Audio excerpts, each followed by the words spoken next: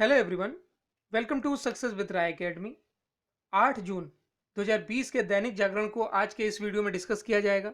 जितनी भी important headlines होंगी, चाहे वो नेशनल पेज हो, इंटरनेशनल, स्पोर्ट्स और बिजनेस या फिर एडिटोरियल पेज के तीनों आर्टिकल, सबको डिस्कस किया जाएगा। और अब चलिए वीडियो को शुरू करते हैं। सबसे पहले हम अपनी मोटिवेशनल लाइन को देख लेते हैं।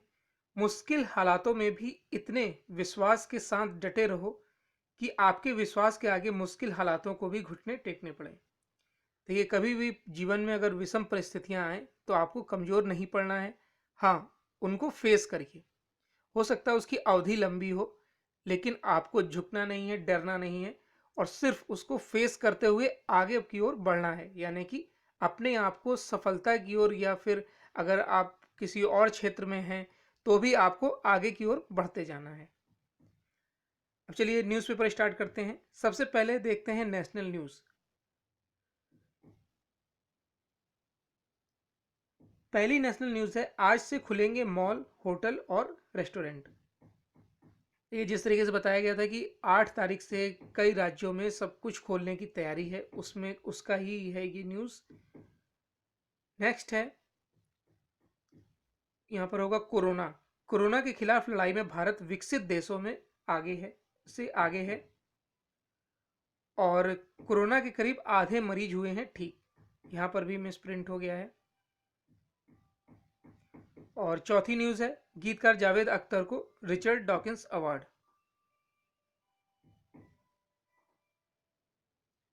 पहली न्यूज़ है हमारी, आज से खुलेंगे मॉल, होटल और रेस्टोरेंट। सरकार की ओर से अनलॉक 1 के लिए जारी दिशा निर्देशों के तहत सोमवार से कई राज्यों में मॉल, होटल, रेस्टोरेंट और धर्म स्थानों के दरवाजे खुल जाएंगे। कोरोना से बचाव के लिए जरूरी सतर्कता के साथ जनजीवन सामान्य करने के लिए सभी राज्यों ने स्थानीय परिस्थितियों के हिसाब से इस संबंध में स्टैंडर्ड ऑपरेटिंग प्रोसीजर यानी एसओपी जारी किया है। इनमें मॉल, होटल, रेस्टोरेंट एवं धर्म स्थलों को खोलने के लिए कुछ शर्तें अनिवार्य की गई हैं। कुछ राज्यों में मंदिर, मस्जिद व चर्च के संचालन की जिम्मेदारी संभालने वाली इकाइयों ने अभी संबंधित धर्मस्थलों के ताले नहीं खोलने का ऐलान किया है। अब इसमें कुछ पॉइंट्स दिए गए हैं कि सुरक्षा से समझौता नहीं, रास्तों पर थर्मल स्क्रीनिंग करनी होगी, शारीरिक दूरी के प्रावधानों का पालन करना होगा, स्टाफ व ग्राहकों के लिए मास्क लगाना अनिवार्य होगा, परिसर को सैनिटाइज करने की व्यवस्था अनिवार्य होगी, टच पॉइंट को विशेष रूप से साफ किया जाएगा। कुछ राज्यों में अभी धर्मस्थल नहीं खोले जाएंगे, आरती में भक्तों को शामिल नहीं किया जाएगा, कुछ जगहों पर टोकन की व्यवस्था भी होगी, बच्चे और बुजुर्ग अभी धर्मस्थलों पर नहीं आएंगे।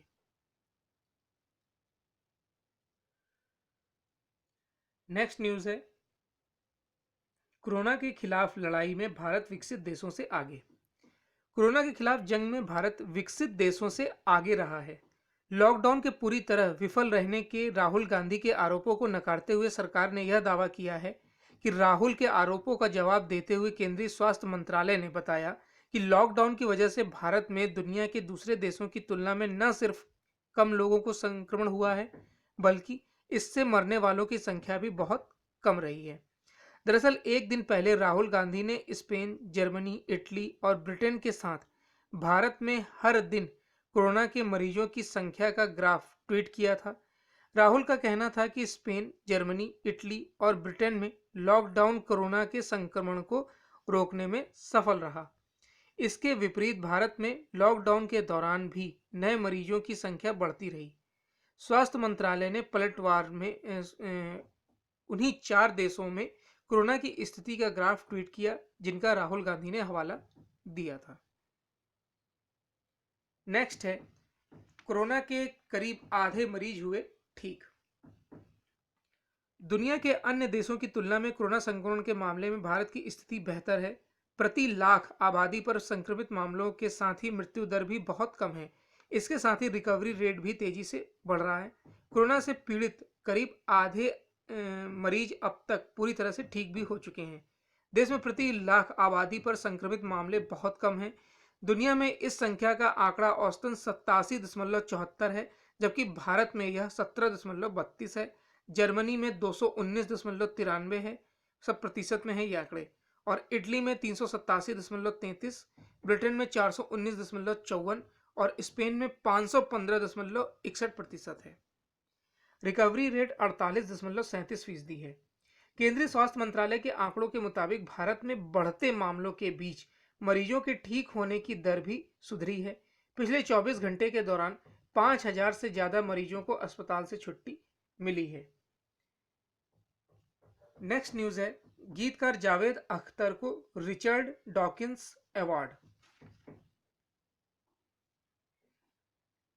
मशहूर गीतकार व लेखक जावेद अख्तर को प्रतिष्ठित रिचर्ड डॉकिंस पुरस्कार से सम्मानित किया गया है। उन्हें यह पुरस्कार गहन सोच, धर्मनिरपेक्षता तथा मानव व मानवीय मूल्यों के विकास में योगदान के लिए दिया गया है। यह पुरस्कार पाने वाले वह पहले भारतीय हैं। जावेद अख्तर ने कहा कि मैं बहुत सम्मानित महसूस कर रहा हूं। उनकी पहली किताब द सेल्फिश जिन पढ़ने के बाद मैं उनका बड़ा प्रशंसक बन गया हूं। मुझे ईमेल में बताया गया कि centre for inquiry USA board ने सर्वसम्मति से मुझे इस पद के लिए चुना है। तो ये नेशनल पेज की 4 इंपॉर्टेंट न्यूज थी। अब नेक्स्ट पेज पर आते हैं। नेक्स्ट पेज है इंटरनेशनल पेज। इंटरनेशनल पेज में 2 न्यूज है हमारे लिए। पहली न्यूज है, अमेरिकी हिंसा की आग अब ब्रिटेन पहुंची। जिस तरीके से अश्वेत व्यक्ति जॉर्ज फ्लॉयड की हत्या की गई थी, अब उसकी जांच उसकी जो हिंसा है वो ब्रिटेन तक पहुंच रही है। और दूसरी न्यूज है, कोरोना से दुनिया भर में 4 लाख से ज्यादा मौतें। यहां पर कोरोना होगा, आज काफी मिसप्रिंट हो रहा है। अमेरिका में पहली न्यूज है, अमेरिका में पुलिस हिरासत में अश्वेत व्यक्ति जॉर्ज फ्लॉयड की मौत के खिलाफ लोगों का गुस्सा थमने का नाम नहीं ले रहा है। नक्सली हिंसा और सामाजिक अन्याय के खिलाफ पूरे विश्व में प्रदर्शन हो रहे हैं। शनिवार को सेंट्रल लंदन में हुए प्रदर्शन के दौरान पुलिस और प्रदर्शनकारी भिड़ गए। इसमें 14 पुलिस अधिकारी घायल हुए हैं। उधर न्यूयॉर्क में शनिवार को एक बार फिर लोग रात 8 बजे से लगने वाले कर्फ्यू की परवाह नहीं करते हुए मैनहट्टन और ब्रुकलिन में डटे रहे। लंदन में ब्लैक लाइव्स मैटर के बैनर तले कई प्रदर्शन हुए। अधिकांश प्रदर्शन शांतिपूर्ण भी रहे। वाशिंगटन डीसी में 10,000 सैनिकों को तैनात करना चाहते थे ट्रंप। विरोध प्रदर्शन को देखते हुए अमेरिकी राष्ट्रपति डोनाल्ड ट्रंप ने पिछले सप्ताह अपने सलाहकारों से वाशिंगटन डीसी में 10,000 सैनिक तैनात करने को कहा था। हालांकि एक अधिकारी ने नाम नहीं बताने की शर्त पर बताया कि बैठक के दौरान मौजूद रक्षा मंत्री mark Esper, joint chief of staff general mark मिली और अटॉर्नी जनरल विलियम बार ने राष्ट्रपति के इस निर्णय के खिलाफ विरोध जताया था। नेक्स्ट न्यूज है, कोरोना से दुनिया भर में 4 लाख से ज्यादा मौतें। कोरोना महामारी से दुनिया भर में जान गंवाने वाले की संख्या 4 लाख से ज्यादा हो गई है। अमेरिका और यूरोप इस महामारी से सर्वाधिक प्रभावित हैं। अमेरिका में जहां लगभग 1,10,000 लोगों की मौत हुई है, वहीं यूरोप में 1.25 लाख लोगों ने महामारी के चलते जान गंवाई है। दुनिया भर में संक्रमित मरीजों की तादाद भी 70 लाख को पार कर गई है। ब्राजील ने कोरोना से जुड़ी सभी तरह के आंकड़े स्वास्थ्य मंत्रालय की वेबसाइट से हटा दिए हैं। साथ ही कुल संक्रमित मरीजों का आंकड़ा देना भी बंद कर दिया है। बांग्लादेश ने संक्रमण से निपटने के लिए दोबारा लॉकडाउन करने का फैसला किया है। 30 मई को वहां राष्ट्रव्यापी लॉकडाउन को हटाया गया था। Centre for disease control and prevention ने शनिवार को कहा कि अमेरिका में कुल संक्रमित मरीजों की संख्या 19,97,810 हो गई है। पिछले 24 घंटे में 29,034 नए मामले सामने आए थे। वहीं 1,128 लोगों की मौत हुई है। देश में कोरोना से मरने वाले लोगों की कुल संख्या 1,12,269 हो गई है। तो ये इंटरनेशनल पेज की 2 इंपॉर्टेंट न्यूज थी हमारे लिए। अब नेक्स्ट पेज पर आते हैं। नेक्स्ट पेज है हमारा बिजनेस पेज। बिजनेस पेज में हमारे लिए 3 न्यूज हैं। पहली न्यूज है, बीते वित्त वर्ष में यहां पर होगा 12 दशमलव 33 लाख करोड़ पर अटका प्रत्यक्ष कर संग्रह। दूसरी न्यूज है, कृषि सुधार को लागू करने की राह में रोड़े भी बहुत हैं। और तीसरी न्यूज है, एफपीआई ने लगाए 18,589 करोड़ रुपए। पहली न्यूज देख लेते हैं। बीते वित्त वर्ष में 12 दशमलव, यहां पर मिसप्रिंट है, 12.33 लाख करोड़ पर अटका प्रत्यक्ष कर संग्रह। इस वर्ष 31 मार्च को खत्म वित्त वर्ष के दौरान प्रत्यक्ष कर संग्रह 12.33 लाख करोड़ रुपए पर अटक गया है। केंद्रीय प्रत्यक्ष कर बोर्ड ने रविवार को कहा कि कारपोरेट टैक्स में कटौती की घोषणा और आयकर में फेरबदल के चलते प्रत्यक्ष कर संग्रह में बीते वित्त वर्ष के दौरान 4.92% की कमी आई है। हालांकि बोर्ड ने यह भी कहा कि इसकी उम्मीद पहले से की जा रही थी और यह गिरावट अस्थायी है। वित्त वर्ष 2018-19 में सकल प्रत्यक्ष कर संग्रह 12,97,674 करोड़ रुपए का रहा था। विभाग का यह भी मानना है कि अगर पर्सनल इनकम टैक्स और कॉर्पोरेट टैक्स में कोई फेरबदल नहीं होता तो बीते वित्त वर्ष के दौरान सरकार का सकल प्रत्यक्ष कर संग्रह 8% बढ़कर 14.1 लाख करोड़ रुपए पहुंच गया होता। सरकार ने पिछले वर्ष जुलाई में जो बजट पेश किया था उसमें तत्कालीन चालू वित्त वर्ष यानी 2019-20 के लिए प्रत्यक्ष कर संग्रह का अनुमान संशोधित कर 11.70 लाख करोड़ रुपए का रखा गया था। उसमें पहले यह अनुमान 13.3 लाख करोड़ रुपए का था। नेक्स्ट न्यूज है, कृषि सुधार को लागू करने की राह में भी रोड़े बहुत। कृषि क्षेत्र में लंबे समय से अटके सुधारों को तत्काल लागू करने के लिए सरकार ने अध्यादेश जरूर जारी कर दिए हैं, लेकिन इससे जमीनी स्तर पर लागू करने में रोड़े बहुत हैं। इन सुधारों की पहल का नतीजा बहुत कुछ राज्यों के रुख पर निर्भर करेगा।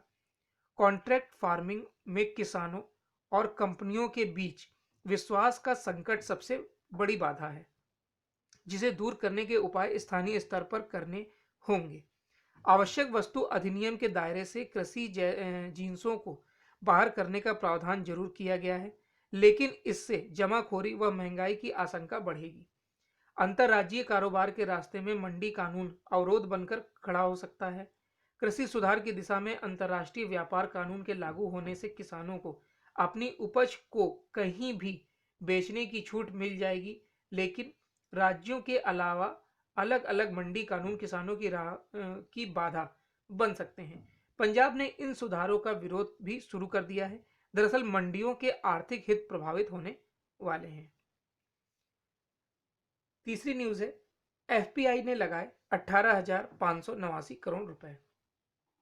लॉकडाउन में राहत और शेयर बाजार में रिकवरी का असर विदेशी निवेश पर भी दिखने लगा है। जून के पहले सप्ताह में विदेशी संस्थागत निवेशकों ने भारतीय बाजारों में 18,589 करोड़ रुपए का बड़ा निवेश किया है।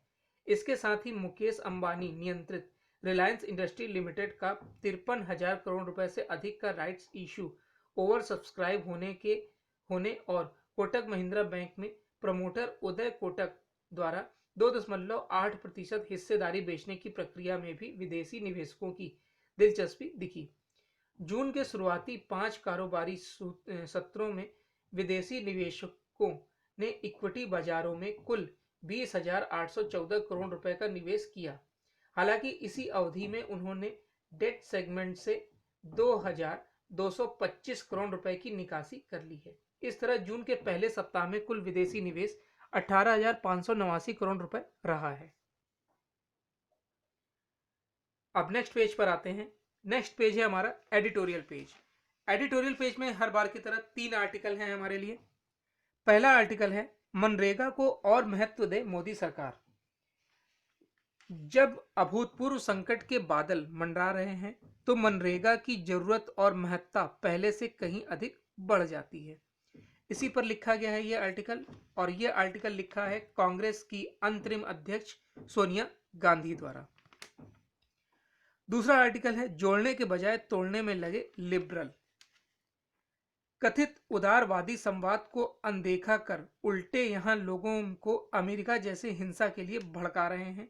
इसी पर लिखा है यह आर्टिकल, और यह आर्टिकल लिखा है उत्तर प्रदेश विधानसभा के अध्यक्ष हृदय नारायण दीक्षित द्वारा।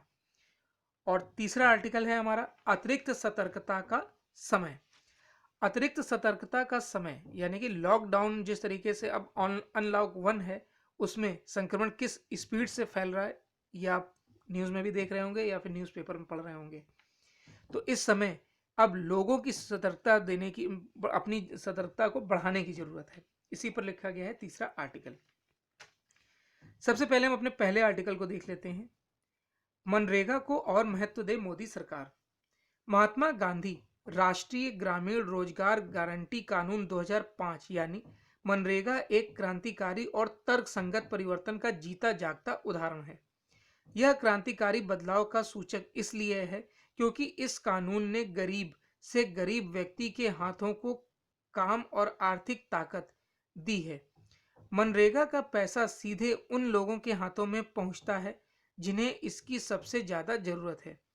विरोधी विचारधारा वाली केंद्र सरकार के 6 साल में और उससे पहले भी मनरेगा की उपयोगिता साबित हुई है। मोदी सरकार ने इसकी आलोचना की, इसे कमजोर करने की कोशिश की, लेकिन अंत में उसे मनरेगा के लाभ और सार्थकता को स्वीकारना पड़ा। कांग्रेस सरकार द्वारा स्थापित की गई सार्वजनिक वितरण प्रणाली के साथ साथ मनरेगा सबसे गरीब और कमजोर नागरिकों को भूख एवं गरीब से बचाने के लिए अत्यंत कारगर है। खासतौर से कोरोना महामारी के संकट के दौर में यह और ज्यादा प्रासंगिक है। कांग्रेस और इससे जो जितने भी जुड़े दल हैं उन्होंने एक तरीके से मोदी सरकार का विरोध ही इसमें किया है। कोरोना और इससे उत्पन्न आर्थिक संकट ने मोदी सरकार को वास्तविकता का एहसास करवाया है। पहले से ही चल रहे अभूतपूर्व आर्थिक संकट और मंदी की मार झेल रही अर्थव्यवस्था ने सरकार को आभास दिलाया कि यूपीए सरकार के फ्लैगशिप ग्रामीण राहत कार्यक्रम को दोबारा शुरू करने के अलावा कोई विकल्प नहीं बचा है। काम स्वयं बोलता है, चाहे देर से ही हो। वित्त मंत्री द्वारा हाल में मनरेगा का बजट बढ़ाकर 1 लाख करोड़ रुपए से ज्यादा का कुल आवंटन किए जाने की घोषणा ने इसे साबित कर दिया है। अकेले मई 2020 में ही 2.19 करोड़ रुपए ने इस कानून के तहत काम की मांग की है, जो 8 सालों में सबसे ज्यादा है। कांग्रेस के कार्यक्रमों को यथावत स्वीकार करने के लिए मजबूर मोदी सरकार अभी भी कमियां खोजने के लिए कुतर्क में लगी है, लेकिन देश जानता है कि दुनिया के इस सबसे बड़े जन आंदोलन ने कैसे न केवल लाखों भारतीयों को गरीबी के कुचक्र से बाहर निकाला, अपितु पंचायती राज संस्थाओं का स्वरूप बदल दिया। आज निराशा मजदूर विभिन्न शहरों से, जो निराश मजदूर हैं वो विभिन्न शहरों से अपने गांवों की ओर लौट रहे हैं। उनके पास ना तो रोजगार है और ना ही सुरक्षित भविष्य। जब अभूतपूर्व संकट के बादल मंडरा रहे हैं तो मनरेगा की जरूरत और महत्ता पहले से कहीं अधिक बढ़ जाती है। इन मेहनतकशों का विश्वास पुनः अर्जित करने के लिए राहत कार्य उन पर केंद्रित होने चाहिए। संकट के इस वक्त में केंद्र सरकार को सीधे लोगों के हाथों में पैसा पहुंचाना चाहिए और सभी बकाया राशि, बेरोजगारी भत्ता एवं श्रमिकों का भुगतान तुरंत करें। मोदी सरकार ने मनरेगा के तहत कार्य दिवसों की संख्या बढ़ाकर 200 करने का तथा कार्यस्थल पर ही पंजीकरण करवाने की अनुमति देने की मांगों को नजरअंदाज कर दिया है। मनरेगा के तहत ओपन एडेड फंडिंग सुनिश्चित होनी चाहिए, जैसा पहले होता था। नेक्स्ट है जोड़ने के बजाय तोड़ने में लगे लिबरल। अनुभव का कोई विकल्प नहीं होता। सुधीजन आपदा के अनुभव का सदुपयोग करते हैं। प्रधानमंत्री नरेंद्र मोदी ने भी कोरोना आपदा को अवसर बनाने की घोषणा की है। कोरोना विश्व इतिहास की सबसे बड़ी आपदा है। इसमें राष्ट्र राज्य की सीमाएं व्यर्थ हो चुकी हैं। अब तक नई संवेदनशील समाज व्यवस्था की आवश्यकता अनुभव की जा रही है। इस अवसर का सदुपयोग भेदभाव रहित विश्व मानवता के विश्वास के लिए किया जाना चाहिए। यह दुनिया के सभी सामाजिक समूहों व सभ्यताओं के संवाद का महत्वपूर्ण अवसर है। बावजूद इसके अमेरिका में श्वेत अश्वेत तनाव है। एशिया और पश्चिमी जगत में वैमनस्य है। अरब और गैर अरब के मध्य दूरी है। इस्लामिक स्टेट संघर्षरत हैं। सभ्यताओं का विकास मनुष्य के परस्पर संवाद से हुआ है। वर्तमान इराक में कभी सुमेरी सभ्यता का विकास हुआ था जिसका विश्व के बड़े भाग पर प्रभाव पड़ा है। इसका कारण संवाद था। उदारवाद आकर्षक शब्द है। इसे सहिष्णुता की ध्वनि निकलती है, लेकिन यूरोप में जन्मे इस विवाद के अनुयायी अपनी भूल प्रकृति में महज कट्टरपंथी हैं। समाज और राज्य व्यवस्था के इस संबंध में इनके कट्टरपंथी विचारों का स्रोत लॉक का सामाजिक समझौते का सिद्धांत है। उदारवादी राष्ट्रीय जीवन के संस्कृति की भूमिका नहीं मानते हैं। भारत के सभी जनसमूह एक संविधान और एक संस्कृति के प्रवाह में आस्था व अंतःकरण की स्वतंत्रता का आनंद लेते हैं। भारतीय राष्ट्र राज्य वर्ग जाति मजहब और पंथ आधारित भेदभाव नहीं करता है। देश भर में सीएए विरोधी प्रदर्शन हिंसक थे। कथित उदारजन प्रदर्शनकारियों के पैरोकार बने रहे, फिर भी उन्हें मलाल है कि प्रदर्शनकारी ठीक से हिंसक क्यों नहीं हुए। सभ्यता व संस्कृति सतत विकासशील है। इसमें कालवाह भाग छूटते जाते हैं। भारत में संवाद के लिए व्यापक तर्क शास्त्र का विकास हुआ था। विश्व को सत्य, शिव और सुंदर से भरने के लिए संवाद का कोई विकल्प नहीं, लेकिन उदारवादी यानी कि उदारपंथी उनमें विघ्न डालते हैं। संवाद का मुख्य उद्देश्य जोड़ना है, लेकिन उनकी बौद्धिकता जोड़ने में विश्वास नहीं रखती। ऐसे बौद्धिक सारी दुनिया में हैं। सभी देशों के नीति नियंता परेशान हैं। कथित उदार लोकतंत्री नहीं होते हैं। उदार और वाम अर्थनीति के प्रश्न पर मत भिन्नता रखते हैं। नेक्स्ट है अतिरिक्त सतर्कता का समय। लॉकडाउन से बाहर निकलने के लिए जो प्रक्रिया शुरू की गई थी उसके अगले चरण में आज से अमल होने जा रहा है। इसके तहत मॉल, होटल, रेस्टोरेंट और साथ ही धार्मिक स्थल खुलने जा रहे हैं। चूंकि मौजूदा हालात में यह आवश्यक हो गया था कि आर्थिक व्यापारिक गतिविधियों को बल दिया जाए, लेकिन होटल, रेस्टोरेंट, मॉल खोलने की अनुमति देने में हर्ज नहीं, लेकिन धार्मिक स्थलों को खोलने से रोका जा सकता है। इसकी अनदेखी नहीं की जा सकती है कि जब से आवाजाही को बल मिला है तो कोरोना वायरस के संक्रमण का फैलाव तेजी से बढ़ रहा है। चूंकि जीवन जीविका के साधनों पर निर्भर है, इसलिए कोरोना कारोबारी गतिविधियों को बल देने के अलावा और कोई उपाय नहीं है। लेकिन यह बात धार्मिक स्थलों के संदर्भ में कहीं नहीं जा सकती है। यह सही है कि बहुत से लोग यह चाह रहे हैं कि धार्मिक स्थल खुलें, लेकिन बेहतर यह होगा कि राज्य सरकारें इस पर गौर करें कि धार्मिक स्थलों को खोलने की कितनी आवश्यकता है। इस पर विचार इसलिए होना चाहिए क्योंकि इसमें संदेह है कि धार्मिक स्थलों में शारीरिक दूरी के नियमों का पालन सही तरह से किया जा सके। इस संदेह का कारण सार्वजनिक स्थलों में इस नियम के प्रति दिखाई जाने वाली लापरवाही है। यदि धार्मिक स्थल खुलते हैं तो फिर अच्छा यह होगा कि संत, महंत, मौलवी, पादरी और अन्य धर्मगुरु श्रद्धालुओं को शारीरिक दूरी की महत्ता से परिचित कराएं। तो ये एडिटोरियल पेज के 3 आर्टिकल थे। अब नेक्स्ट पेज पर आते हैं। नेक्स्ट पेज है हमारा स्पोर्ट्स पेज, और स्पोर्ट्स पेज में एक न्यूज़ है हमारे लिए। अफगानिस्तान के शीर्ष क्रिकेटरों का अभ्यास शुरू। राशिद खान और मोहम्मद नबी जैसे शीर्ष खिलाड़ियों सहित अफगानिस्तान टीम ने रविवार को काबुल क्रिकेट स्टेडियम में अभ्यास शुरू कर दिया। अफगानिस्तान क्रिकेट बोर्ड ने यह जानकारी दी है। खिलाड़ी 1 महीने तक चलने वाले अभ्यास शिविर का हिस्सा हैं, जिसमें बल्लेबाजी, गेंदबाजी और टीम के संपूर्ण प्रदर्शन को सुधारने पर ध्यान दिया जाएगा। ईसीबी ने कहा कि शनिवार को खिलाड़ियों और अन्य संबंधित अधिकारियों के लिए कोविड-19 जागरूकता बैठक आयोजित की जाएगी। इसमें उन्हें शिविर के दौरान अपनाए जाने वाले सुरक्षा उपायों के बारे में बताया गया है। अफगानिस्तान को T20 विश्व कप के अलावा 21 नवंबर से ऑस्ट्रेलिया से पर्थ में टेस्ट भी खेलना है। तो ये आज का यानी 8 जून 2020 का दैनिक जागरण का राष्ट्रीय संस्करण था। आई होप आपको वीडियो अच्छा लगा होगा। अगर आपको वीडियो अच्छा लगा हो तो लाइक और शेयर कर दीजिएगा। वीडियो देखने के लिए धन्यवाद।